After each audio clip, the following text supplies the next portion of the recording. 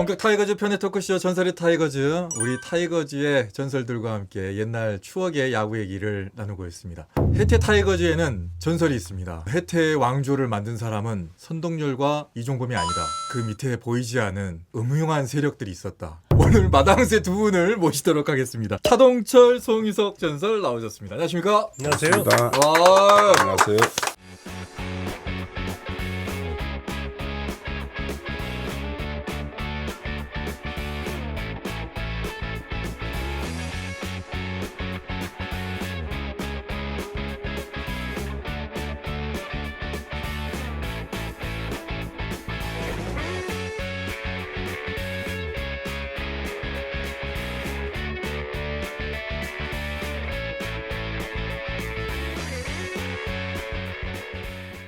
제가 여기 오프닝을 제 마음대로 했습니다. 해태 왕조는 스타가 있어서 된 게 아니었다. 일단 송희석 전설 어떻게 생각하십니까? 그래도 스포츠는 항상 스타가 존재하잖아요. 스타 밑에 보이지 않게 열심히 하시는 분들도 많지만 그런 게 있기 때문에 지금 나와서 이렇게 대화할 수 있는 그런 그렇죠. 분위기가 되는 거 아니겠습니까? 예, 저희가 정말 모시기 힘들었던 분이 오늘 나오셨습니다. 그리고 이분이 마당새였다는 것을 아시는 분들이라면 정말 원년 팬들이 아니실까라는 생각이 드는데 차동철 전설 나오셨습니다. 안녕하십니까? 안녕하십니까. 제가 건국대학교에서 감독으로 있으면서 이 학생들을 가르치기 때문에 토크쇼에 나오면은 감독님이나 선수 에피소드를 많이 이야기해야 되는데 그게 학생들한테 좀 부끄러움이 좀 생길 것 같아서 퇴임하고 출연하기로 약속하다 보니 약속 지키기 위해서 이렇게 나왔습니다. 건국대에 이제 퇴임을 하셨고요. 26년 근무했습니다. 퇴임하실 때 모교기도 하셨잖아요. 제 건국대학교 모교로서 저 때문에 이정범 선수도 건대를 왔습니다. 왜요?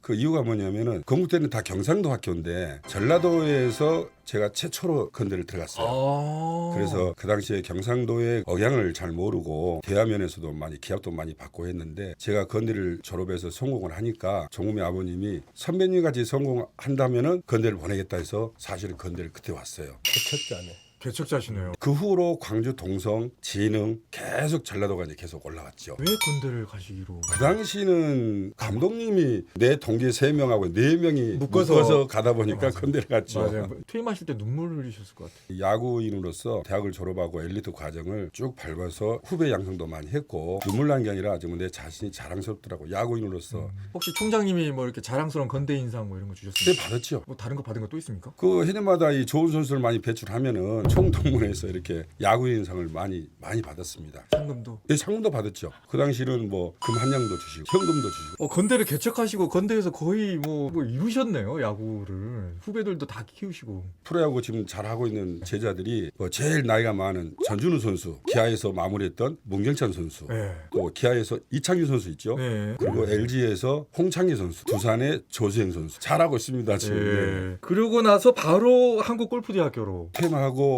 작년 8월에 한국골프대학교 감독 요청이 있어서 골프 감독이 아니라 야구 감독이죠. 한국골프대학교에 야구부가 있다는 거를 아시는 분들은 물론 있겠지만 그동안에 이 창단해가지고 실패를 했기 때문에 알지를 못하고 실력도 그렇고 새로 제가 개척을 하기 위해서 갔기 때문에 좀 굉장히 힘든 사정입니다. 건국대도 개척하셨는데 뭐. 건국대는 역사가 있는 팀입니다. 송희석 전설께서는 오시자마자 그냥 스튜디오를 보시더니 뭐가 많이 바뀌었다고. 여기 오래간만 오셨나요? 지금 최다 출연이신데? 아니 바뀐 것도 바뀐 건데 누구는 3년 공들은 나는 3분 만에 그냥 출연해 오케이 했는데 본인이 오케이를 하셨잖아요. 아니, 동철이 형 같은 경우에 저하고 이제 워낙 동네 형 같은 그런 스타일이라 초창기 때 같이 그런 생활도 많이 했고 같이 또 룸메이트도 했고 그리고 또 LG에서까지 같이 있었고 은퇴하고 건대 코치로 가서 거기서 정년했잖아요. 근데 한 학교에서 어떤 청렴함이 없으면 절대 못해요. 이번에 이제 골프대 나도 처음 들었어요. 아니 형이 무슨 골프야? 아니 형이 골프대 감독 가면 차라리 내가 가야 되는데. 이왕이면은 골프대로 가지 마시고 한국골프과학기술대학교라고 그렇게 이야기 좀 해주세요. 풀네임이 있구나. 네네네네. 오늘 광고 목적이 솔직히 얘기하십시오. 오늘 저희 나오신 거는 선수 모집의 의도도 있으십니까? 있습니다. 예. 지난번 녹화 때는 김성환 전설께서 자꾸 뭐 영상을 달라 뭘 달라 하셔가지고 다들 지금 목적을 가지고 지금 나오시네요 이제. 건국대에서 이제 감독 생활을 하시다 보면 그 해태 타이거즈 출신들이 홍익대도 있고 동국대도 있고 경기장에서 만나면 약간 신경 쓰이겠는데요? 신경 쓸 건 없는데 이 아마추어 이 대학 야구에서 제일 라이벌이 주위에서 뭐라고 이야기냐면은 장채은 감독을 두고 저하고 이야기를 많이 해요. 근데 실제로 친한 친구인데 운동장만 나오면 서로 지지 않겠다는 의지가 되게 셌어요. 그래서 경기 끝나고 이렇게 보면은 너희 둘이는 사이가 안 좋느냐, 왜 그렇게 싸우는 식으로 하냐. 근데 운동장에서는 서로 이기기 위해서 하는데 사실은 되게 가까운 친구고 동기이자 친구. 동기죠. 예. 그래서 유일하게 제 마음을 제일 잘하는 사람이 또 장채은 감독이거든요. 프로야구에서 아마 사인 없이 받아준 친구가 장채은 감독이에요. 저는 프로야구 때 장채은 감독하고 사인을 내고 경기를 안 해봤어요. 그래도 통산 성적에서 홍익대보다 건국대가 더 나았습니까? 안 나았습니까? 맞죠. 저는 아직 홍대한테 한 번도 안 졌습니다. 일단 장채은 감독이 홍대 들어와가지고는 제가 한 번도 안 졌고 홍대는 개인적으로 건대하고는 좀 야구 인프라에 좀 차이가 있죠. 건대가 훨씬 낫죠. 너무 강하게 아니 하지만 최근에 보고 있어. 장채근 감독은 의문의 일패네. 장채은 감독이 자존심이 있어요. 네, 왜냐하면 제가 맞아요. 퇴임만 1년 남겨놓고 네. 몸도 안 좋고 힘들어 하길래 네. 내가 올해는 요번에 한번 져줄까 했더니 싫답니다. 그래. 예. 결국은 저희가 이겼는데 이건희 전설과는 어떻습니까? 동국대 건국대가 라이벌했어요. 가장 동대문 야구장에서 팬들이 많았을 때가 건대 동대가 할 때가 제일 많았어요. 건대는 한 대를 못 이겨봤어요. 한 대하고만 하면은 골게임 정도로 질 정도로. 그래서 제가 유일하게 4년 졸업하면서 한 대를 딱 한 번 이겨봤습니다. 한 번. 네. 프로야구에서 SF를 들어보셨죠? 그 SF를 투아웃 9회 말에 3대2로 이기고 있는 상황에 4번 타자 김건우 선수였어요. 그 선수한테 내가 나름대로 배웠던 것을 그때 그걸 던져서 김건우 선수를 헛스윙 삼진을 잡았어요. 그래서 이기고 이게 프로에서 되겠구나 해서 그때 제가 프로야구에서 처음 던진 볼이 SF볼입니다. 동기들이 쟁쟁하네요. 야구를 잘하는 기수는 81학번 선월 감독, 이수철 감독 동기가 제일 야구는 잘했고 그 밑에 83학번들은 지도자를 많이 했어요. 81학번의 그늘에 가려졌다고 생각하십니까? 네, 사실은 그렇습니다. 오늘 뭐 거침없이 말씀하시네요. 알고 싶은 게 있으니까 네. 편집도 되겠지만은 예. 다 말하고 가고 싶습니다. 정말이죠? 네, 네. 예, 알겠습니다. 두 분의 어떤 그때 당시의 추억으로 좀 가보겠습니다. 입단은 1년 빠르셨죠? 밥을 먼저 먹었죠. 밥을 먼저 먹었다. 내가 오늘 컨셉이 되게 마음에 든 게 뭐냐면은 오늘 여기서 마당발을 하는데 사실 제 마음속에도 그 컨셉이 같이 하고 싶었어요. 송유석 선수가 투수가 되기까지 운동장에서 남을 위해서 배팅볼을 많이 던져줬어요. 타자를 위해서 공을 많이 던져주는 게 결국 이런 좋은 투수가 나왔던 거에 대해서 저도 고등학교 2학년 때 투수였습니다. 선동열 감독 밑에서 저도 느꼈기 때문에 그 마음을 제가 많이 알죠. 나는 어떻게 보면 선수들을 위해서 뒷바라지하는 마당새였고 형 같은 경우에는 시합 나갈 때 어떻게 보면 전추원도 다 하고 내가 기록을 잠깐 봤는데 우리 4연패 할 때 예. 그때가 최고 전성기였어. 제가 지금 성적을 가지고 있는데 86년 입단해서 바로 10승. 네. 그리고 87년도에 9승, 88년도에 10승. 네. 86, 87, 88에 완투와 완봉입니다, 이게. 네. 15 완투를 했고요. 7 완봉을 했어요. 7 완봉을 했다는 것은 야, 이거 어마어마한 거 아닙니까, 이거는? 김영 감독님이 선발 중간 마무리를 유일하게 마무리도 선동열 선배 뒤에 마무리한 사람이 저였어요. 감독님이 시합하다가 답답하면 무조건 자동 처리했어요. 얘하고 나가서 던졌는데 저는 김웅영 감독님한테 한 번 혼나보지는 않았어요. 역할을 잘했으니까.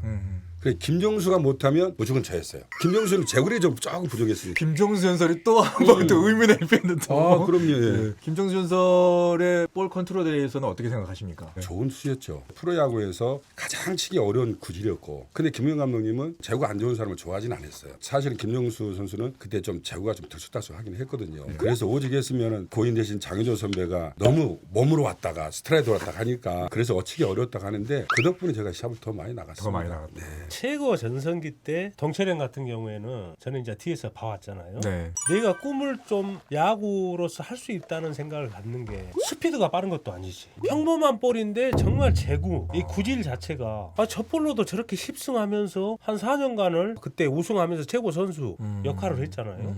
아, 동철형 볼 스피드 정도면 나도 할 수 있는데 이런 생각을 속으로 이제 하고 있었죠. 저는 불펜 뒤에서 바로 보잖아요. 우리가 그래요, 벤치에서. 아이, 볼도 아무것도 아닌데 어떻게 저렇게 던지지? 그래서 제가 어깨 자료를 봤어요. 왜 동철형이 통산 성적이 이것밖에 안 되지? 내가 깜짝 놀란 거예요. 근데 통산 성적이 3.70이면은 높은 거 아니야? 승수가 승수가 승수나 40 게임수가 몇 승인가 되는 거야. 예, 46승. 예. 나는 속으로 그래도 한 7, 80승은 하지 않았을까 생각을 하고 있었어. 딱 보니까 성적이 나보다 안 좋아. 근데 그때 우리 4연패 할 때 워낙 각광을 받고 잘했잖아요. 이제 송유석 전설께서 이제 말씀하시는 거는 압도적인 스피드 없었고 하지만 제구는 완벽했다로 들립니다. 저는 네. 컨트롤이 네, 네. 볼 스피드가 최고 구속이 나왔을 때는 전성기 때 어느 정도나 나오셨어요? 아마 혜태 타이거즈 있었을 때는 30대 후반, 30대 후반에서도 정말 그 제구력은 정말 좋았다고 생각이 돼요. 그리고 제구력이 좋으니까 아마 프로야구에 제가 최단시간 최소 투구 이 기록도 내가 다 처음에 제가 다 했어요. 제가 혜태 2선발이었습니다. 제가 1선발이 이상윤, 2선발이 자동철, 선동열 감독은 마무리 뭐 이런 식으로 해가지고 돌아갔는데 근데 프로야구 제가 첫승할 때도 청구하고 하는데 5회 던졌습니다. 5회 1대0. 그러니까 저하고 또 선후배니까 야 내가 너 1승 해줄게. 4이닝 마무리 해가지고 1승을 만들어준 사람이 또 LG로 가면서 이게 문제가 생긴 거예요. 근데 나 궁금한 게 그게 생각이 안 나요. 왜 트레이드 됐어? 왜 트레이드 했냐면은 그때는 저는 현금 트레이드를 했는데 예. 4년째 프로 개막전 두 번째 선발에 런닝을 하다가 종아리 파열이 됐어요. 그 당시는 재활센터가 없었기 때문에 그러다 보니까 한 시즌이 자꾸 밀려 나가니까 그래서 거기서 이제 LG, 두산, 삼성 이 세 군데에서 내가 골라서 가는 거야. 그래서 사실은 그 화가 난 게 뭐냐면 김웅 감독도 그러셨어요. 혜태가 돈이 없으니 네가 못해서 보낸 게 아니고 경무를 보낸다고 했는데 저는 그때 삼성 가려고 했어요. 그러면 또 달라졌을 수 있겠네요. 네, 근데 달라졌으면 더 나빠졌을 것 같아. 거의 삼성이 코리안 시리에 제가 그걸 다 해결을 많이 했거든요. 저를 버리니까 삼성을 가서 혜태를 이기려는 마음에 삼성을 선택을 하겠는데 이준철 위원이 저한테 한마디를 했어요. 이왕이면 사람이 큰일 나면 서울로 가야지. 그 말 한마디 제가 서울 LG를 선택을 했습니다. 금액이 LG가 좀 더 많았어요. 구단도 LG로 가면 더 좋아했고 거기서 제가 이제 내리막길을 타는 거죠. 근데 그 이유가 뭐냐? 백이정 감독님은 데이터 야구를 하니까 두산, MBC 그러니까 LG죠. 이 두 팀은 제가 되게 강했어요. 그래서 LG에서 트레이드를 나를 해온 이유가 강한지가 데려온 거예요. 그래서 그 당시에 트레이드할 때 차동철, 최일원, 김신부가 유일하게 10승 투수고 MBC에 있던 투수는 10승 투수가 김건우밖에 없었어요. LG에 가서 워크숍 가서 들어보니까 킬러들을 최일원, 김신부, 차동철을 데려오면 타 팀에서 다 없애버리는 MBC가 끌고 와버려야 되겠다. 패가 정해진다 해가지고 네. 그걸 보고 제가 깜짝 놀랐습니다. 시합을 나갈 때는 두산으로 가면은 감독님이 불러요. 두산 선발, 두산 던졌어. 2군 시합을 안 내보내주는 거예요. 그래서 최일원, 김신부, 차동철이가 90년도에 역할이 그렇게 많이 없었어요. 예를 들어서 승을 했는데도 불구하고 2군을 내려보내요? 네네네. 그러니까 자존심이죠. LG는 네가 킬러기 때문에 데려왔지. 이게 서로 자존심 싸움에. 그래 결국 최일원도 1년 만에 끝나고 김신부도 1년 만에 끝나고 저는 그래도 열심히 해야 됐다는 마음으로 버텼죠. 그래서 90년대 우승을 하고 크게 되려고 서울 갔다가 야, 이 얘기는 처음 듣는데 만약에 차동철 전설이 한 얘기가 맞다면 당시에는 진짜 그 모 구단이 진짜 독한 마음 먹고 네. 다 땡겨 와버린 거고 네, 네, 거기서 그냥 역할 안 줘버린 거잖아요. 그렇죠, 그렇죠. 그래서 제가 그걸 보고 느낀 게 뭐냐면 혜태에서는 이길 줄 아는 내가 그런 경험을 쌓고 LG에서는 지도자 공부를 많이 했어요. 제가 이 마지막까지 LG에서 성공할 수 있는 방법은 백이정 감독님이 불의 아니게 이 선수 간에 문제가 있어가지고 우승하고도 그 다음 년에 사표를 했거든요. 거기에 후임 감독이 이광환 감독이에요.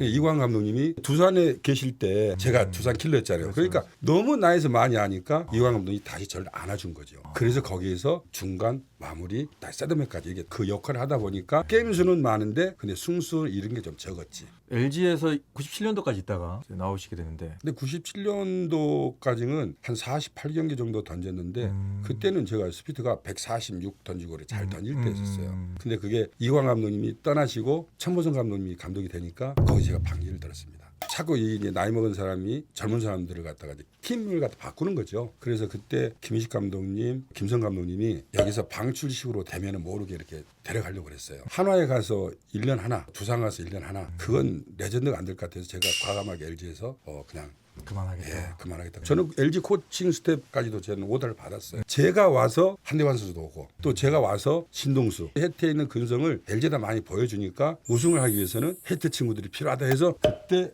계속 역할로 들어온 거예요. 송유석도. 예. 그렇게 인정하십니까? 어떻게 틀이 됐는지는 모르겠어요. 근데 어. 우승을 하기 위해서 갑자기 뭔가 하시니? 아니, 우승을 하기 위해서 되는 거야. 그게 아니고 형 같은 경우에는 어떤 금전적인 이유로 트레이드가 됐고 저 같은 경우에는 보복성이잖아요. 그때 아까 그런가? 형님이 얘기에 동감하는 건 뭐냐면 그래 남자 사나이라면 그래 나도 그때 그래서 서울로 LG로 같이 밑에서 같이 고생했지만 형님은 4년 동안 스타성에 완전히 거기에 최고의 선수였고 동철형이 게임을 선발 나갈 때는 뒤에서 아 오늘 좀 일찍 끝나겠네. 이제 그런 생각을 가져요. 한 2시간, 2시간 반 이런 경기가 많았어요. 저희들은 편했죠. 네, 퇴근이 빠르니까. 네. 심판들도 더 좋아요. 심판들은 인기 소유 제가 1위였습니다. 제일 빨리 끝나니까. 요즘 같은 피치클럽 필요도 없겠네요. 그렇죠, 그렇죠.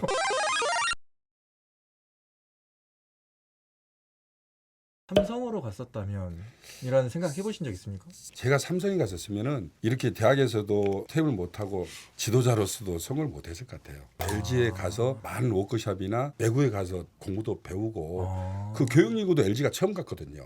그래요? 예, 프로 구단 중에? 프로 구단 중에 교육리그도 LG가 처음 갔습니다. 삼성이 아니고. 예. 그래서 제가 지도자하는 그 과정은 LG에서 배웠고 이 승부욕 이길 수 있는 이기는 건 야구는 해태에서 배웠고. 해태에서 배웠고. 네. 항상 저 이순철 위원한테 감사하죠. 이순철 위원님한테 전설에게 한 말씀 해주세요. 영상으로. 오랜만에 인사하는데 TV상으로 보고 있지만은 한번 기회 되면 한번 식사 한번 합시다. 그 감사한 마음으로 한번 꼭 식사 대접할 테니까 건강하시고 그때 뵙겠습니다. 근데 이순철 전설을 안 만난 지는 얼마나 되신 거예요? 아마추어 때는 프로에 제가 야구장을 자주 안 가니까 굳이 한다면 LG 경기나 한 번씩 보러 가는데 뵌지는 오래됐고 좋은 일 있을 때는 통화도 하고 그렇습니다. 저희는 이순철 전설께서 꼭 와주셨으면 좋겠는데 딴 데만 나가시고 우리한테는 안 와서 요즘에 약간 좀 기분이 상하려고 합니다.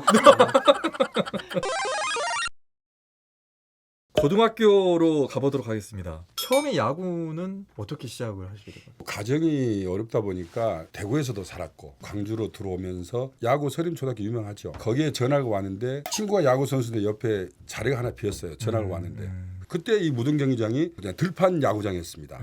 서림초등학교 바로 옆이니까 그래서 접한 게 그 야구가 시작이 됐는데 중학교는 야구장 옆에 전남중학교를 졸업하고 고등학교는 전남고등학교로 갔는데 야구 해체가 돼서 다시 연합가서를 보고 광질고를 들어갔죠. 그 어머님이 그래도 남자는 광질고를 나온 게 네 평생 좋을 거다 해서 그때 조창수 감독님이었거든. 제가 키는 친구 중에 제일 작았어요. 근데 어머님이 그 당시 키가 1m 72였어요. 감독님이 어머니 보셨겠네. 유전자가 있다 그러면서.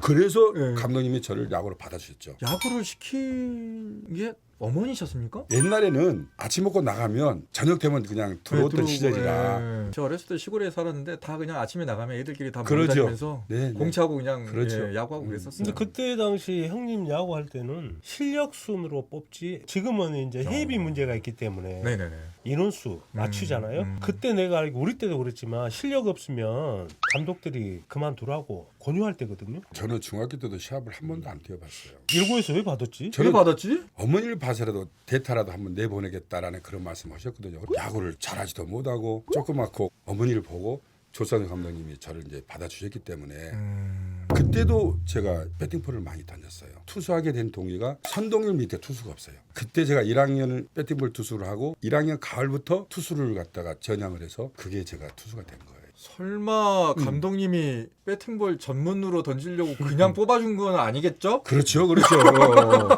고등학교 때 다른 학교에도 그 이후에 스타가 된 사람들이 네, 거기에 네. 무럭무럭 잘하고 있었습니다. 네. 누구누구가 있었습니까? 제가 2학년 때 이제 투수를 시작하면서 네. 첫 걸음이 겨울에 캠프할 때 연습 경을 많이 하잖아요. 네네. 거기에 제가 50이닝 무실점을 하는 바람에 감독한테 합격을 받았어요. 그 김평호 선수나 이건열 선수들은 네. 다 군산상고 쪽이고 광주상고는 지금 이순철 감독, 감독. 고인대리 뭐 김태엽 네. 유명한 상고 선수들도 많이 있었어요. 장채군도 있었을 것이고 그 당시에 광주상고가 더 셌었어요. 광주 일구보다. 전남고등학교 해체되면서 이순철, 김태엽 많은 선수들이 이 광주상고에 가는 바람에 전국 대회는 그러면 추억이 좀 없으시죠? 봄 대통령배 대회에 광주상고와 광주일구하고 결승을 하게 됩니다. 전국대.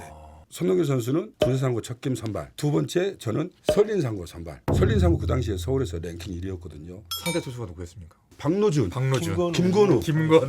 거기 나가서 제가 또 완투를 해요. 이제 광주 일구와 광주상고 결승을 붙는데 거기서 조찬수 감독님이 전국체전 기억을 하셨던가 봐요. 광주상고는 선동열 타도하자고 빠른 볼만 연습을 해. 그 변화구 연습을 안 해. 저는 제구력이나 변화구가 좋았어요. 그래서 결승전을 제가 선발 나가서 7회까지 8대2로 이겨요. 동료령이 8구에 나가서 우승을 하게 됩니다.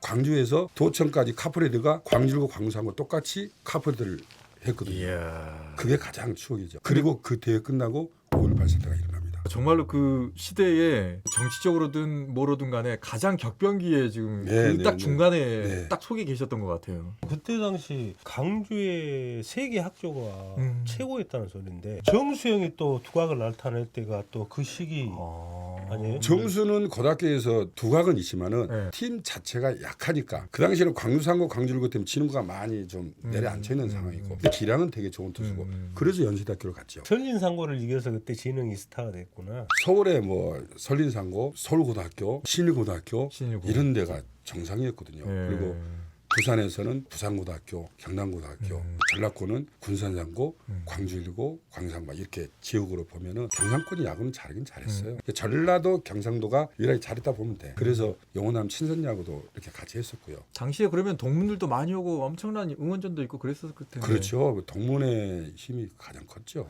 응원하는 게 지금하고 좀 달랐어요. 음. 예, 상당히 좀 과격하고. 네, 네, 예, 그런데 어린 나이에 그 마운드에서 그걸 이겨내기가 쉽지가 않았을 텐데. 지금은 뭐 시대가 바뀌었지만은 매를 안 맞기 위해서 야구를 잘했던 것 같아. 왜 옛날에 그렇게 선배님들이 그렇게 기합을 줬는지. 예. 저는 대학교도 그렇고 예. 고등학교도 그렇고 매를 안 맞기 위해서 야구를 열심히 한 것 같아요. 지면 기합 받으니까. 본인이 그렇게 컨트롤이 잘 됐다고 하셨잖아요. 누가 가르쳐 줬습니까? 슬라이더 변화구 역할을 가르쳐준 사람이 누구냐면 방수원 선배예요. 고등학교 때 방수원 선배가 대학교 휴가를 받으면 내려와서 우리를 그걸 가르쳐줬어요. 방수원 전설은 약간 좀 정이 많으신가? 후배들을 많이 잘 챙기시는 네, 건가? 네. 본인 기술 같은 것도 막 알려주고. 옛날 선배들이 그렇게 와서 가르쳐주고 또 기분 나쁘면 기합도 주고. 좀 좋게 끝날 줄 알았더니 그렇지 않네요. 방수원 전설하고는 연락 자주 하십니까? 다 보고 싶지만은 네. 좀 뵙지를 못했습니다. 타이거즈 모임도 있는데 네네. 이상하게 이 타이거즈 모임하고 건국대 동문하고 꼭 겹쳐요. 그래서 내가 좀 미안하다고 전화도 했지만은 그래서 이정범 선수도 우리 동문을 못 나오면 타이거즈 모임을 가고 제가 감독이다 보니까 네. 이 자리를 지켜야 되니까 이상하게 날짜가 똑같아요. 일부러 그렇게 잡으시는 거 아니에요? 아닙니다. 이건 스케줄을 미뤄서 하는 거니까. 하루라도 늦게 나가시는 음. 골프 과학기술대에 가셨잖아요. 골프 잘하십니까? 저는 사실은 골프보다는 조용히 낚시를 좋아합니다. 저 혜태 타이거즈에서 월요일날 쉬잖아요. 네. 일요일날 경기 끝나면 낚시 갔다가 오고. 룸메였을 때도 같이 가자고 해본 적 있습니까? 여기는 안 갔지만 낚시 다니는 사람은 손흥민 감독하고도 같이 다녔고 방순 선배도 같이 다녔고. 그 룸메셨는데 낚시 가자고 하면 무슨 핑계를 대고 안 아니 나갔습니까? 룸메이트를 뭐 계속 했던 건 네. 아니고 초창기 때는 아니었죠. 일고 출신들이 그때 투수는 왕국이잖아요. 감히 접근을 못했지. 나는 밑에서 그때는 선수들을 보조할 때니까 얼류기도 힘들었고. 룸메이트는 동일형하고 제가 제일 많이 했어요. 아. 그러니까 유일하게 동일형 역사를 다 할 정도로 프로 와서 첫 해부터 룸메이트를 같이 했으니까. 근데 유석이 룸메이트 할 때는 다 선배들이 나쁜 것만 시킨 것 같아. 굳은 일을 많이 시켰어. 갑자기 슬퍼. 너 감독님한테 전화 한번 해 준다고 호텔에서 감독님 전화해줘. 감독님 안 받으시면 감독님 나가셨구나. 그 확인을 시켜서 확인을 다 선배들이. 이거 눈물 없이는 들을 수가 없네. 이거. 아니 예전에는 감독이나 코치들 눈치 보면서 네. 몰래 나가야 되잖아요. 그러면 이제 나는 그때 당시 주축 선수가 아니기 때문에 왔다 갔다 해도 뭐 심부름 줄 알지. 크게 뭐 내가 나가서 동요하고 그 다음 게임이 지장 있는 선수도 아닌데 그러면 이 방 저 방 이렇게 보면 감독실이나 없네요. 나갔네요. 이제 이렇게 심부름 해주고 프로 염탐꾼이셨어요? 제일 어려운 게 3년 선배, 4년 선배가 정말 이 스포츠에서는 어려워요. 근데 형하고는 유일하게 운동선수 같은 느낌의 성격을 가진 분이 아니야. 말도 부드럽게 하지, 화도 안 내지. 그러니까 접근하기는 편하잖아요. 뭐 이러다 보니까 이제 친해진 거고.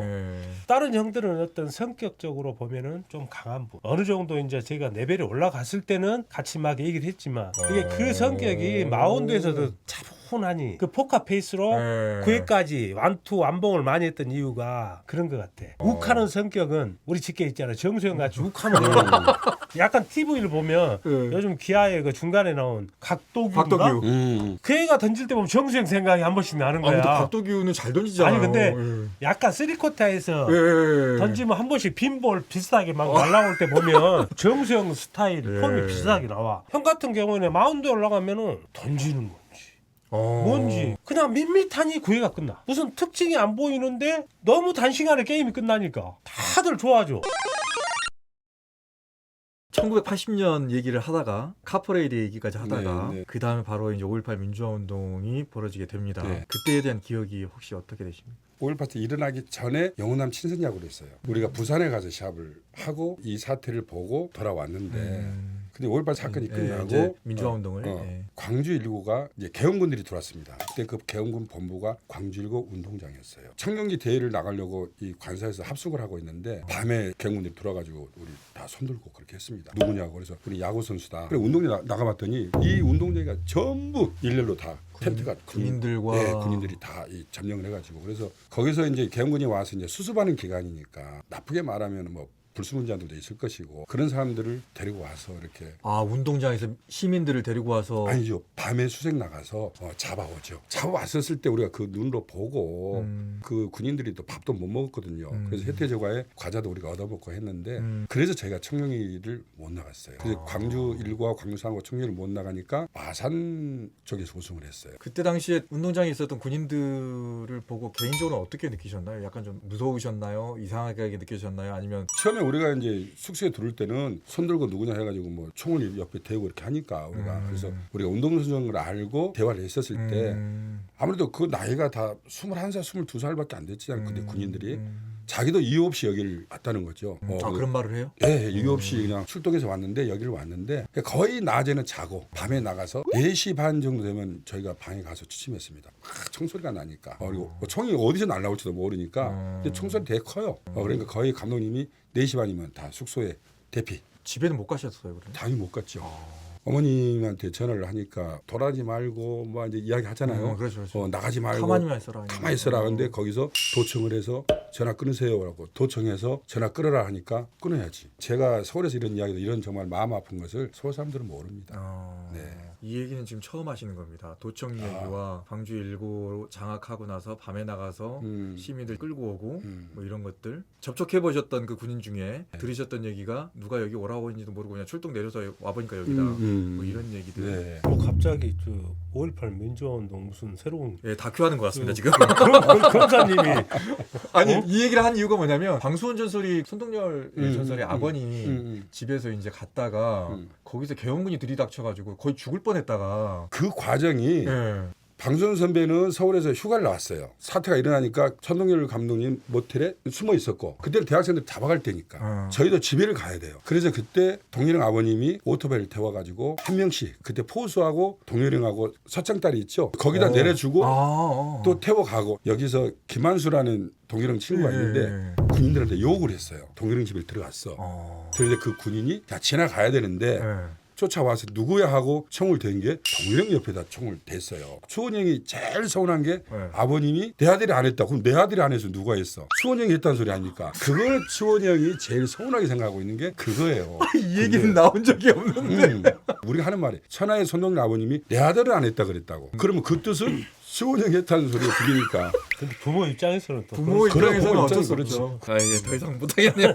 그 상황을 상상하기가 힘듭니다 정말. 네, 그럼요. 아니 땡겨버리면 끝나는 상황인데 상상하기도 쉽지가 않습니다. 예. 그러면은 손동열 전설의 아버지께서도 차동철 전설을 많이 챙기셨겠네요. 제일 고마우신 분이 손동열 아버지신데 고인이 되신 최동원 아버님은 연대 다닐 때부터 아들이 많이 던지면 어깨를 혹사시킨다 해가지고 감독하고 아버님하고 많이 부딪혔어요. 동일형 아버님은 감독하고 부딪힌 게 아니라 네 후배가 잘 던져야지 네가 혹사를 안 한다. 그래가지고 나는 가정이 어려우니까 동일형이 먹는 보약을 저도 지어줬어요. 그 당시 그 말씀하신 게 세월이 지나면서 이건 내가 인터뷰를 했지만은 그래 둘이 운동을 하면은 작은 누나가 이 통에다 과일을 갖다가 관사 옆에다 넣어놓으면 둘이 런닝하다가 둘이 꼭 그걸 먹었어요. 그리고 약도 데려주고. 무슨 약인지 알고 드셨어요?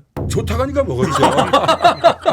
대학을 이제 헤어졌잖아요. 저는 고대를 가려고 했어요. 나는 고대 갈 수 있는 자격이 되는데 감독님이 친구를 위해서 너는 건대를 가라. 부모님도 뭐 반대는 안 하시고 감독님이 키워주셨으니까. 프로에서도 룸메이트 같이 하지만은 아마 성감독 프로 이 3일 원정 가면은 이 마호병에다가 약을 다뤄놉니다. 이 약을 제가 더 많이 먹었어요. 약을 가져오면 동료는 바빠. 밖에서 뭐 바빠 만나니라고. 그 나한테 전화가 와. 야 이거 빨리 안 먹으면 상해. 변한 상해. 네, 상해. 내가 다 먹었습니다. 뱀도 이야기 나오지만 유일하게 안 먹은 것은 뱀이에요. 아 차동철 전설이. 아니 선동열 감독도 유일하게 안 먹는 게 뱀. 아버지 뱀만 안 해줬어요. 뱀만. 그 아 그러면 이게 오버네. 그 뱀은 안 먹었다는 얘기. 내가 그걸 듣고 네. 하는 게 이건 오버야. 왜냐하면 약 먹는 걸 내가 유일하게 내가 다 아는 사람인데 아버님이 왜 뱀을 안 먹였냐면은 나중에 네가 나이 먹어서 힘들 때 약발이 안 받는다고 뱀을 안 먹였어요. 다른 것은 다 먹였는데 저 무등산 동해령하고 정말 겨울에 뛰어올라고 뛰어내라고 많이 했죠. 약 들고 올라갑니다. 그걸 같이 나눠 먹고 그래서 제가 이렇게 건강했던가 봐. 근데 그건 정말 아버님한테 내가 잘해야지 아들이 혹사를 안 당한다는 거죠. 참 그 당시에 그렇게 이해하기 힘든 이야기인데 이게 감사하고. 해석하기에 따라서는 달라질 수 있습니다만은 당시에 총뿌리를 아들한테 겨누고 있는데 누가 있어 그러면 내 아들 아니에요라고 말하는 것처럼 좋은 걸 해놓으면 내 아들 입으로 먼저 들어가게 되는 게 당시 상황이었을 텐데 네. 너도 잘 던져야 내 아들이 혹사 안 해. 그렇죠. 이렇게 말씀하시기가 쉽지는 않았을 것 같습니다. 네, 그런 네, 생각을 네. 하시기도 좀 쉽지는 그렇죠. 않았을 것 같고. 그 그러니까 말씀이 어떻게 보면 이렇게 생각하면 또 이런 것 같고 저렇게 생각하면 그렇죠. 저런 이제 것 같고. 안 좋게 생각하잖아요. 내 아들 혹사시키니까 너가 좀 어떻게 좀 막아줘라. 뭐 이렇게 할 수 있는데 저희는 그렇게 해석하지 않겠습니다.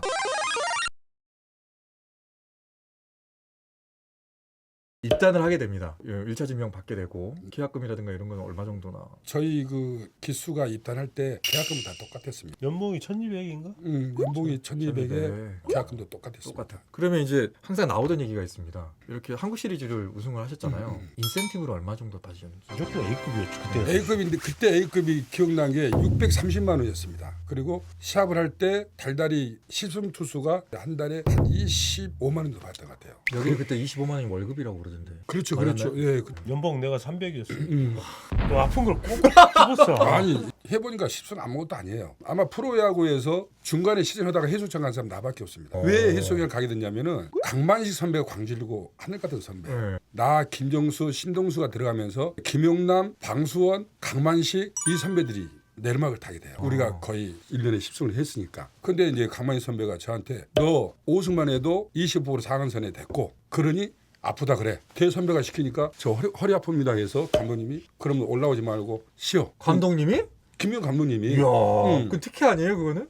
그죠. 예. 그때 임신근 코치님이 2군에서 부상자들 관리하거든요. 임신근 코치님하고 가족하고 저하고 그때 스카웃 이제 하시는 실장이 예. 같이 땅끝마을 해수욕장 갔어요. 2박 3일. 그 나는 타면 안 되니까 옷 입고 그리고 배에서 해수욕하고 2박 3일 되니까 감독님이 괜찮느냐? 괜찮습니다. 다시 올라갔어요. 그래서 유일하게 너는 5승만 해. 그럼 25%야. 그렇게 된 거예요. 그래서 전반 5승, 후반 5승 내가 꼭 그렇게 했거든요. 그렇게 시승해보니까 아무것도 아니야. 어떻게 보면 김은영 감독님이 점잖으시지만은 마음이 어리신지 우리가 이해할 수 없는 그런 어린 그 따뜻한 게 많으셔요. 근데 우리는 이해를 못하죠. 세상에 우승을 해가지고 서울에서 파티를 합니다. 그리고 파티장에서 다 앉아있는데 감독님이 불러요. 김영수 차선주 이리 와 그랬어요. 그 파티 자리에서 맥주를 한 잔 주는데 뭐라고 말씀하시냐면 이 맥주 마시고 숙소 들어가. 이거 안 되잖아요. 아 우승 파티인데? 네네네. 그리고 뭐 세상을 다 가진 것 같은데 맥주 한 잔을 주면서 이거 마시고 들어가. 왜요? 너희는 10승 투수가 아니야. 10승 투수는 3년을 해야 내가 너 10승 투수로 인정을 해주지 10승 투수가 아니야. 그래가지고 우리 한 잔 마시고 들어갔습니다. 숙소에 들어갔겠어요? 다른 데 놀러 갔지. 응? 이거 약간 비슷한 뉘앙스가 또 있었는데 타율 인정도 장효조의 타율과 김종모의 타율은 다르다. 이 얘기가 좀 있었어요. 네. 김종모 전설은 그냥 매 게임 나가가지고 그 타율인 거고 장효조 선수는 당시에 구단을 좀 관리해줬고 그런 얘기도 있었는데 감독님이 관리를 안 해주는 게 아니라 전체 게임을 다 해서 그 타율이야 인정되는 타율인 거다. 돌아서 가지고는 감독님이 대견스러웠겠죠. 강하다. 명장 감독이다라고 하신 것도 그때 제가 입단했을 때 김용 감독님이 계약기가 마지막 1년이었습니다. 심판위원장 하신 김찬익 광질고 선배님이 하시는 말씀이 그래요. 너희들이 와가지고 우승하는 바람에 너 김용 감독 살았다. 그러니까 그때 그 고비에 우리 대학교 친구들이 와서 우승하는 바람에 계속 그렇게 우승하게 된 거죠. 마음으로는 정말 고마우셨겠네요. 네. 그때 장기 집권에 포섭이 됐군. 지금은 감독님 뵌 지 오래됐죠. 우리 야구협회 회장 하실 때 야구장 오시니까 인사드리고 그렇게 했죠.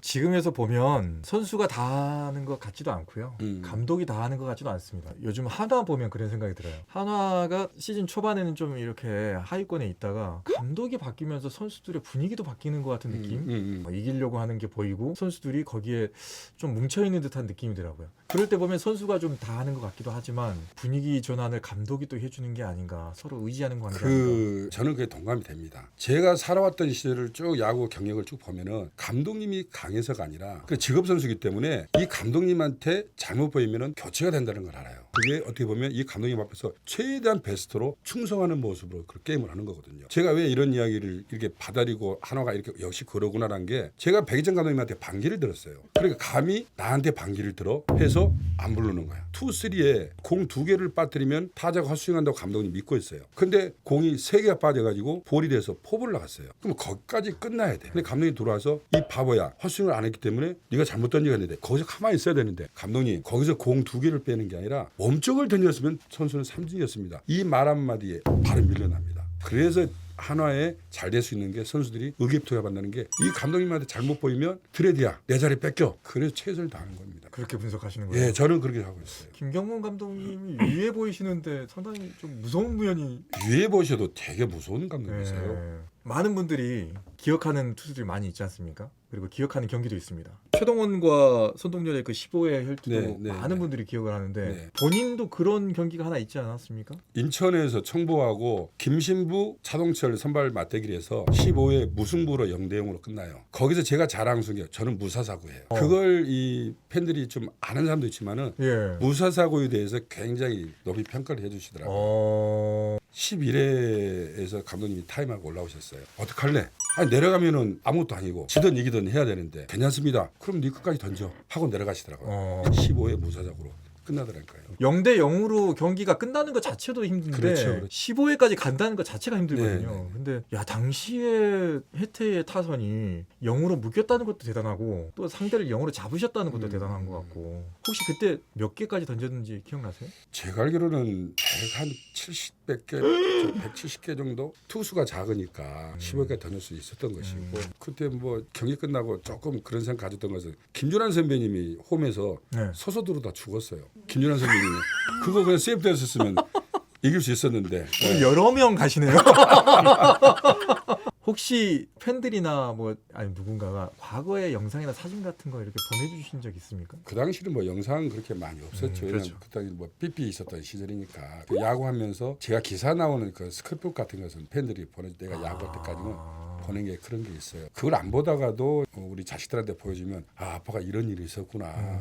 우리 아들은 제가 야구한 걸 한 번도 못 봤으니까 41에 나서 늦동인데 지금 야구하고 있어요. 야구를 지금 어디서 하고 있어요? 지금 군대를 전역하고 네. 영동대학교 지금 1학년 2학기 지금 복학을 중계방송하면 아빠 이름을 좀 이야기했던 것 같아. 건대 감독님 아들이라는 소리에 부담을 많이 가요. 근데 수비나 이런 것은 다 좋아요. 지금 포지션이 3루수인데 3루수. 제가 봐도 수비나 이 송구레 이런 것은 프로감이라고 생각을 해. 근데 단지 키가 작다는 거. 김선빈 생각하면 돼. 지금 방금 그 얘기하려고. 근데 지금 김선비 3할이 넘어갔는데. 옛날에 청소년 대표 선수들은 다 건국대에서 합숙을 훈련했어요. 예. 청소년 역사 내가 다 알아요. 근데 근본적으로 선배님은 고등학교도 투수로 140을 넘게 던진 맞아요. 근력이 있기 대단한. 때문에 그럼 발은 빠릅니까 아드님이? 발도 안 빨라. 처갓집 닮았는 거야 DNA가. 그건 그래서 아니고 처갓집까지 이제 그래서 그런 거 같아. 그 외할아버지 쪽에 닮으신 것 같아. 예, 장인어른까지 보내셨습니다. 이제 이 얘기를 하겠습니다. 이제 스프린터 그거를 본인이 만들었다고 하시잖아요. 이 스프리트 페스티벌이 제가 던짐으로써 특히 김성 감독님도 이걸 많이 던지면 어깨가 다쳐서 선생님을 많이 못한다라고 많이 말씀하셨어요. 근데 에세이볼이라는 자체를 우리나라에서 아무도 몰랐고 근데 이제 그 에세이볼은 지금까지도 누가 맞는지를 내가 말을 안 했으니까 근데 오늘 이제 내가 어쨌든 여기에 나와서 다 말을 해야 되니까 네네. 이 볼은 누가 던졌냐면은 장명부 선수가 던졌어요. 건국대학교 제가 3학년 시절에 장명부 선수가 태평양 선수를 전수를 해주는 겁니다. 거기에서 장명부 선수 제자로 삼은 사람이 광주 출신인데 신태중 선배라고 있어요. 투수. 그분한테 전수를 했어요. 저는 대학생이니까 눈 넘어 이렇게 봤죠. 이 볼을 무엇 때문에 이게 던져야 되는지라고 하는데 번트 사인 났었을 때 이걸 던지면 타임이 안 맞아서 틱 해가지고 캐쳐 위로 뜬다는 거예요. 그 나름대로 그때 보고 저 혼자 스스로 그걸 던졌는데 이 에세이볼이 과연 반칙 투구냐 이물질 보고 던지느냐 많은 이 수성이 나왔는데 저도 말을 안 했죠. 근데 삼성하고 이제 코렌시를 합니다. 근데 장명부라는 사람이 저 볼은 이물질을 묻히고 던지기 때문에 투수 검사를 해야 된다고 장명부가 뱉었어요. 그래서 저는 속으로 당신이 던진 걸 내가 옆에서 눈여겨 배워서 던졌는데 반칙투구는 아니잖아요. 프로야구 사상 코리안 시리즈를 선발 나가 던지는데 1회초 끝나고 타임 해가지고 부정투구다. 내 몸을 다 검사를 했습니다. 글러브, 몸 수색 다 그 벨트까지 이거 보는 것은 제가 대한민국에 또 처음 했던 것 같아요. 자기가 그걸 던지다가 자기도 연말을 다 했는지 안 했는지는 모르겠어요. 근데 이 볼은 있을 수가 없다 해가지고 왜냐면 본인이 준수한 사람은 한 명밖에 없는데. 그렇죠. 근데 그분은 프로야구 선고를 못했고 하다가 말았는데 눈여기로 이렇게 제가 배운 거죠. 어떻게 그 어깨너머로 배웠는데 그거를 빨리빨리 습득을 좀 많이 했던 것 같아요. 그래서 이제 그게 프로야구가 이슈가 됐는데 과연 이 볼을 누가 던졌을까? 미국에서 어깨 부상으로 이제 선수 생활이 끝날 선수가 이 볼을 던져서 10승을 해요. 그래서 유스 파노라마에서 제가 던진 볼하고 미국에서 던졌던 투수 볼하고 비교를 해보니까 떨어진 점이 똑같아요. 그때 SF 이 볼이 이름이 나온 거예요. 그러니까 저한테 물어봤을 때는 반 포크볼이라고 했어요. 포크볼보다 적게 벌리니까 반 포크볼이지. 저는 영어를 그렇게 썼죠. 미국 야구를 접하지 않았으니까. 네. 근데 어떻게 던지는 거 보면 저희는 이제 비전문가다 보니까 포크볼 같기도 하고 저기 스플리터인가? 그래서 그 볼을 던져보라고 네. 동일형한테도 가르쳐줬어요. 근데 동일형은 손이 작아. 이걸 배운 사람이 문희수가 배웠습니다. 문희수가 짧은 기간 안에 배워서 코리안시 MVP 될 때 네. 문희수가 그걸로 성공을 해요. 저 정도 손 길이면 잘 던질 수 있을 것 같습니까? 저는 이 야구공을 7개를 잡습니다. 이렇게 잡고 던져도 내가 느낌 이상하면 이렇게 벌리면 돼요. 노산이라고 했잖아요. 그죠? 네. 순간적으로 내가 직구 슬라이더 사인을 받았는데도 내가 일부러 이렇게 던질 수도 있어요. 이렇게 던지면 회전이 거의 없이 그냥 뚝 떨어지는 건가요? 회전이 있으면서도 아. 직구까지 보이면서도 떨어진다는 거예요. 좀 힘을 안 잡고 계신 것 같은데. 한번 이 잡아다니시면은 네. 잡아다니보세요. 안 빠지고. 안 빠. 100km 이하 스로컵을 던지면 10번을 던지면 10번 다 스트라이크를 던졌어요. 거저 완 스트라이크 못 구하는 거지. LG 트윈스에서 야구를 할 때 세더맨을 했잖아요. 그때는 완 볼을 하고 시작을 해. 초구에는 볼을 던지고 시작을 해서 따라 들어오면 통하고. 내가 이렇게 이제 미끼를 한번 던졌는데 네. 물면 너 그렇지. 이제 내가 유리한다 이제. 안 물면 재밌다. 완볼부터 시작하고. 그래도 포볼에 두려움이 없으니까. 대학에서 저하고 연대하고 건대하고 시합을 해요. 제가 고대를 못 갔기 때문에 또 연대를 못 갔기 때문에 제가 건대면서 고대 연대한테는 한 번도 안 졌어요. 동일하고 나하고 1대1로 붙어도 저는 안 졌어요. 학교로는 건대가 고대도 떨어지잖아요. 이길 수 있는 것은 스포츠야. 이준철 위원이 타석에 나오잖아요. 그러면 이준철 선수 호흡도 보여. 그래서 내가 공을 던지면 이준철 위원 잠깐만 기다려. 그 타임을 문희수도 내가 가르쳐줬어요. 지금 그러면은 그 공을 전수해 줬는데 가장 잘 던졌던 선수로 기억되는 사람은 문희수 전수. 네네. 정말 그 빠른 시일 안에 그걸 던지고 우리 코리안 시리즈 MVP 될 때 그걸 던졌어요. 자기 직계는 가르쳐주고 나는 안 가르쳐주고. 왜 안 가르쳐 주셨어요? 아니 문희수는 나하고 처음부터 프로야구를 만났고 그래서 문희수가 광진일고 투수를 할 때 1학년 때 3학년이었습니다. 굉장히 조그만 신체에서 이 공 회전력이 되게 좋았어요. 그 우리 송유석 전설의 악력이라면 충분히 습득할 수 있었을 텐데. 근데 워낙 악력 힘이 좋으니까 네. 직구를 던져도 돌덩이 같이 던지잖아. 네. 그게 특기였지. 본인한테 SF가 장착이 됐었다면 훨씬 더 우측 타고. 제자들 가르쳤을 때는 네네. 잘 받았던 습득했던 친구가 있습니까? 제자 중에? 대학생들은 한 과정이 돼야만이 또 배우는 것이지 처음부터 이걸 던지라면은 변화구 투수가 되는 거죠. 일단 강한 속구를 던지고 난 다음에 프로감이 되겠다라고 하면 그때도 이거 가르치지. 아쉽네요. 우주로 날아갈 뻔 하셨는데 우주로 날아가셨으면 이 자리가 없었을 수도 있습니다. 나는 한 10년 걸릴 수도 있어. 이건 뭡니까? 이종범 선수의 매형이 될 뻔했었다 이 말은. 그런 것도 어디서 들으셨습니까? 제가 이제 건대를 졸업하면서 종범이가 건대를 갔으니까 저를 믿고 건대를 보냈어요. 그래서 종범이가 성공을 하고 고대, 동국대 다 달라 그랬어요. 근데 그 전 감독님은 전라도하고 연관이 없어. 그래서 저한테 요청을 해가지고 이렇게 해서 이제 종범이를 대학을 보냈는데 그래서 제가 프로에 입단해가지고 종범이를 스폰을 많이 했어요. 언더스도 주고 양발도 주고 이런 걸 좋은 거 있으면 줬었어요. 아버님이 저를 되게 이뻐하셨어요. 아버님이 너 크면 사회 하고 싶었는데 그런 말씀 하셨어요. 얼굴은 보신 적 있어요? 봤죠. 왜냐하면 고등학교 때 야구할 때 방송 멘트 했어. 개인적으로 호감이 있었다 없었다.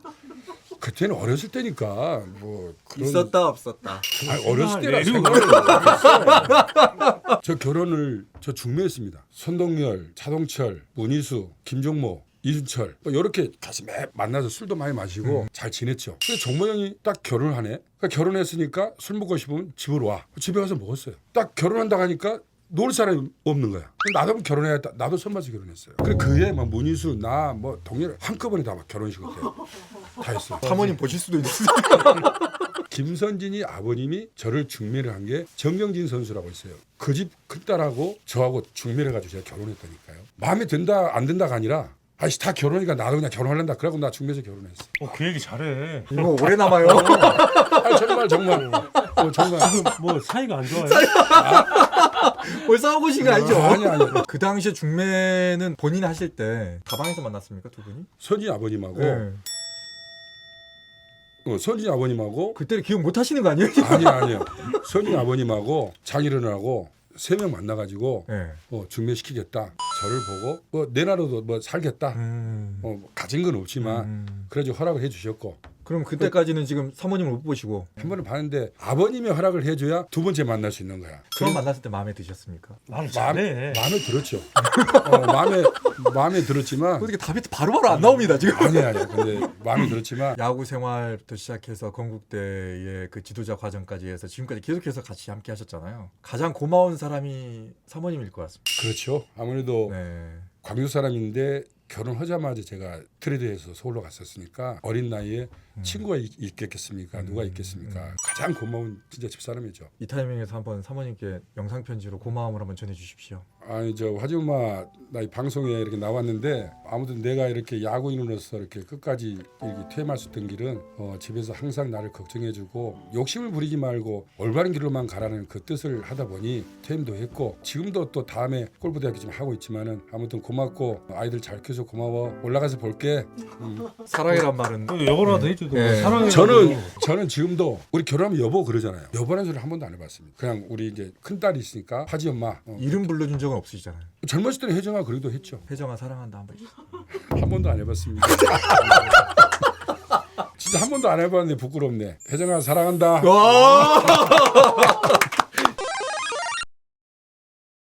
사전 인터뷰를 안 하고 지금 얼굴을 예. 뵙는 거잖아요. 예, 그러니까 그래서 사진으로 뵙고 이러면서 야 무뚝뚝하실 것 같다. 오늘 인터뷰가 쉽지는 않을 것 같다. 그런데 분량이 9대 1입니다. 지금 9대 1. 왜 왔는지 모르겠어 지금.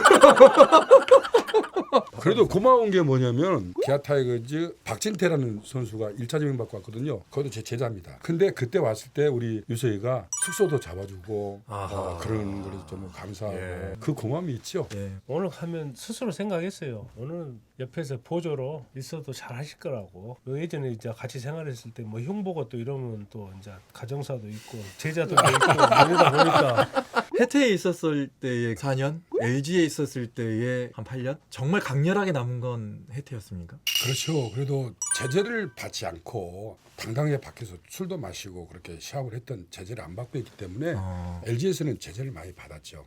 제가 이제 궁금했던 게 해태에 있을 때 4번의 우승을 했었잖아요. LG로 가는데 LG에서도 우승을 하게 됩니다. 그 우승을 했을 때 그 느낌이 어느 게 더 강렬했는지가 좀 궁금합니다. 제가 해태에 있었을 때 MVP를 딸 수 있는 기회가 한 번 있었어요. 예. 그 갑자기 김준환 선배가 그냥 4타석에 홈런에 뭐 장타에 주간야구 인터뷰까지 했어요. 우승 인터뷰까지 MVP 인터뷰까지. 아 MVP를 거의 네. 지금 확실시 돼 있었는데. 김정수, 동일형 우리 서울 가서 하자. 그래서 4차전은 신경 안 썼어요. 근데 혼자 준환 형이 그냥 막 치고 뭐 하는 바람에 거기서 판이 끝난 바람에 마지막으로 이글을 맞았구만. 마지막에 오늘 여러 명 보내시는 거예요 지금. 이제 김준환 전설까지 나왔습니다.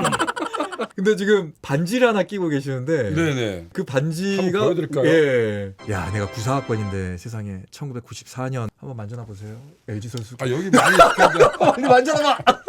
나는 반지 없잖아. 반지 없대요. 그런데 해태에서 없었던 이유는 미국 메이저리그를 접하지 않고 우리가 그 시대는 그렇기 때문에 그래요. LG 선수 있을 때 그 플로리다 우리가 경력을 가요. 메이저리그 반지 낀 아들이 아버지가 메이저리그 선수였는데 우승 반지를 보여줬어요. 이 반지를 끼고 그 팀에 가면 무료 입장을 합니다. 우리나라 이런 거 있어야 된다니까요. 그 해태 있을 때는 여행을 보내줬어. 하와이 갔잖아. 하와이. 하와이. 15박 16일. 이 반지를 만든 거는 그럼 프로야구 구단 중에 LG가 94년도에 처음이었나요? 네, 제가 볼 때 그렇습니다. 94년도에 LG 트윈스 이 반지 물어보니까 음. 다 잊어버렸어요. 제가 이걸 왜 다 잊어버린 걸 알았냐면 지금 차면섭 단장이 있잖아요. 차면섭 단장이 우승을 할 줄 알고 반지를 찾은 거 없어. 자기도 잊어버렸어. 내 반지 갖고 가지고 다시 만들더라고. 여기 오신 분들이 다 아쉬워하세요. 가진 자와 가지지 못한 자의 그런 서름이랄까? 단장이랑 다 통화를 했어요. 우리 반지 문제 때문에 논의를 한번 하고 싶어서 만약에 우리 자체적으로 만들면 구단에 이미지가 있을 것 같고 레전드 매치를 저번에 일본에서 했잖아요. 거기 지금 소속하고 혜태 레전드하고 대회를 하기로 이 하게 되면 아마 시즌 끝나고 바로 하게 될 거예요. 아직 지금 구단 관계자 접촉을 못했고 단장하고 통화할 때는 제가 이제 반지 문제를 잠깐 논의를 한번 하기 위해서 만약에 우리가 이번에 매치를 하면 선수들한테 돈이 아마 지급이 돼요. 그 돈으로 차라리 반지를 만들어 버리자. 이 기아에서 만약에 이거 이제 매스컴에 나가고 이랬을 때 구단하고 일단 논의를 해서 기아에서 안 해주니까 우리가 만들었다.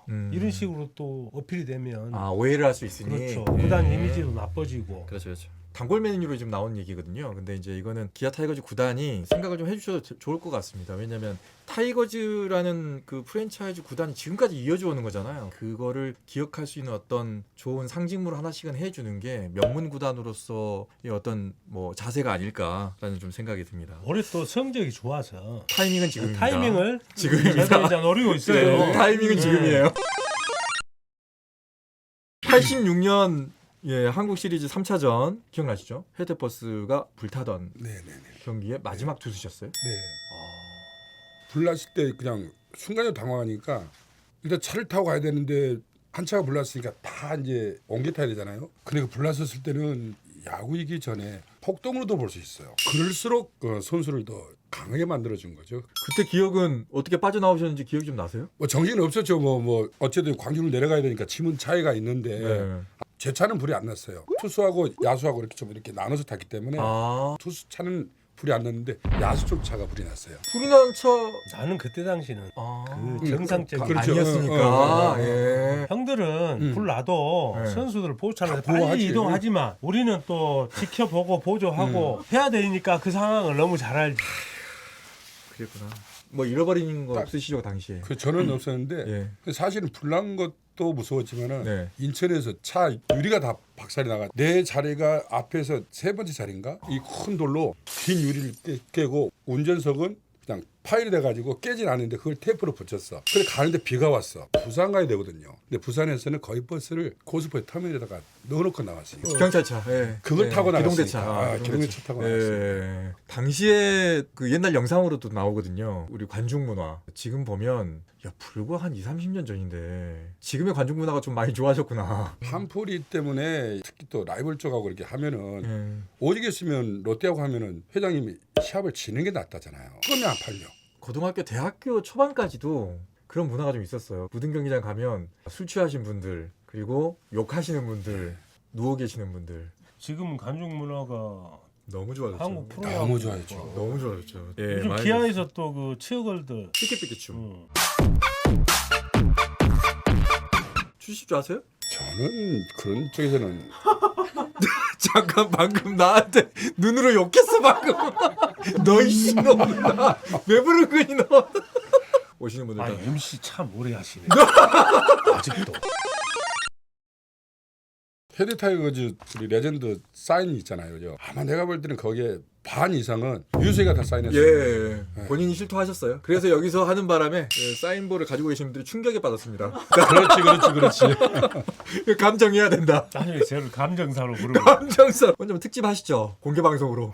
돈 가지고 오세요. 가지고 이건 내 거다 다 분류할게. 정말 똑같이 했어. 지도자로서 보시기에 이제 지금 녹화 시점에서 몇 경기 남지 않았습니다. 지금 기아는 어떻게 해야 될 것 같으십니까? 저는 지금 이 질문을 하기 전에 네. 유석이하고 다른 점이 뭐냐면 저는 혜태가 우승을 한다 이것보다도 우리 이창진 선수가 계속 밀리는구나 그게 마음이 아파요. 제자니까. 저는 이렇게 야구 중계를 하면 내 제자 보려고 막 TV를 돌리지 이창진이가 갈수록 활약이 지금 자리가 지금 못 찾아가 이제 그게 안타깝다는 것이지. 정말 솔직한 대답이시네. 선생님은 네. 항상 제자를 끝까지 생각하는 게 그렇습니다. 이창진 선수 전화 좀 드리세요. 창진이는 제가 4년 동안 한 달에 20만 원씩 제가 장학금을 줬습니다. 개인적으로. 이야. 집이 어려워서 4학년 때 저하고 같이 또 대피팀을 같이 갔어요. 공항에서 만났는데 우리 선수가 하는 말이 창진이 형 집이 부자입니다 그러는 거야.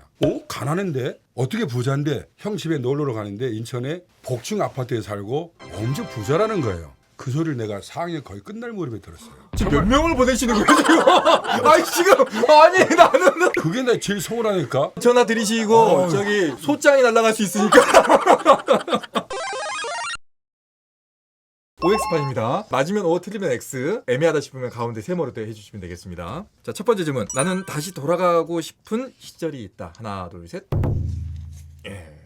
해대 쪽에서 우승을 했잖아 이렇게. 선배님 말씀을 좀 잘 듣고 재테크를 조금 잘했을 것 같아요. 갑자기 또 이런 얘기가 나니까 나는 왜 재테크를? 광주에 제가 집을 샀어요. 저 혜태 와서 큰아들이 잘 살아야 집안이 편합니다 해가지고 내가 형님 앞으로 문표를 해줬어요. 그래서 어머님이 후회하지 않을래? 라고 하더라고요. 근데 결혼을 하니까 후회했다라는 것은 집사람 이야기하는 거야. 그냥도 보내버리시네.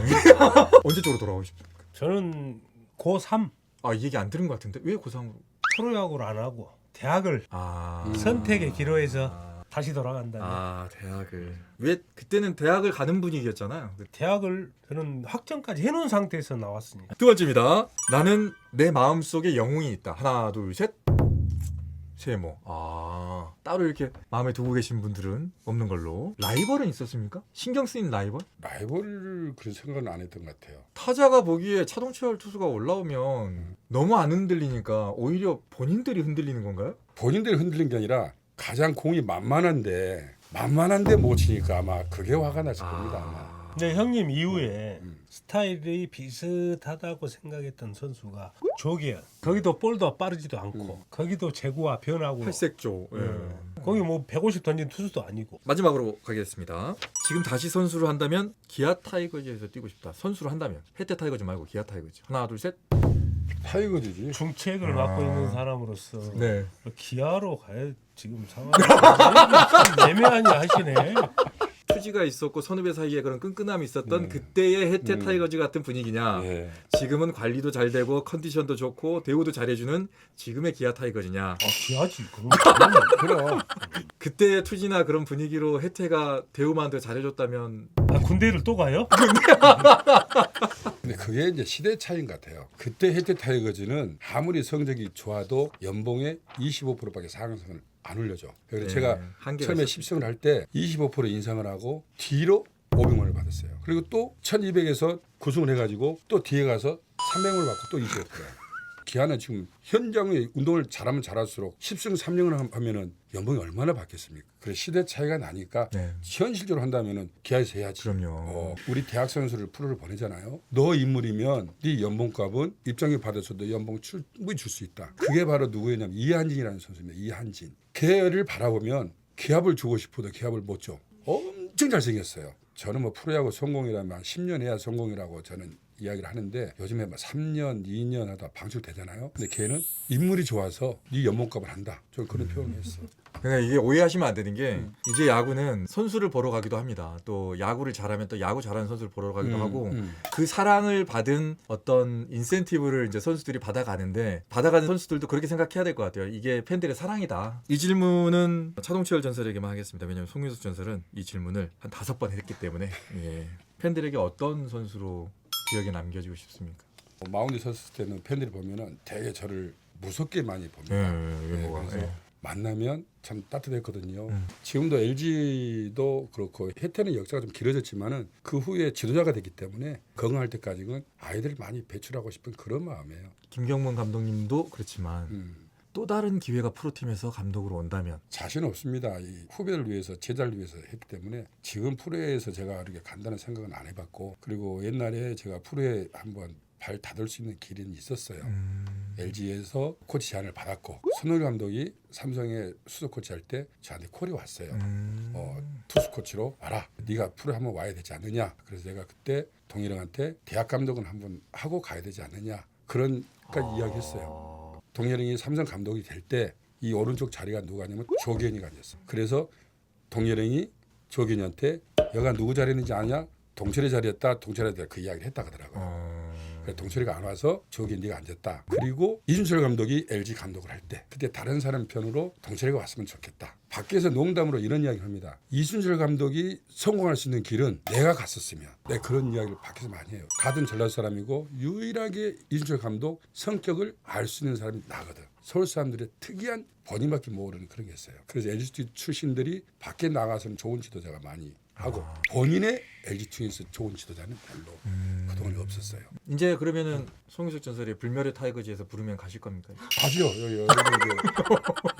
본인도 한 말씀 해주십시오. 이제 마무리보다는 좋아하는 형 하는 또 인터뷰 날이고 해서 같이 자리를 하고 싶다고 하고 워낙 또 말씀도 잘하시고 적나라하게 말씀하시는데 내가 또 고춧가루 뿌릴 수는 없어요. 예전에 집안에 형수님 계시고 예, 야구하고 그러는데 이건 차후에 불렀을 때 한 몇 년 후에 네.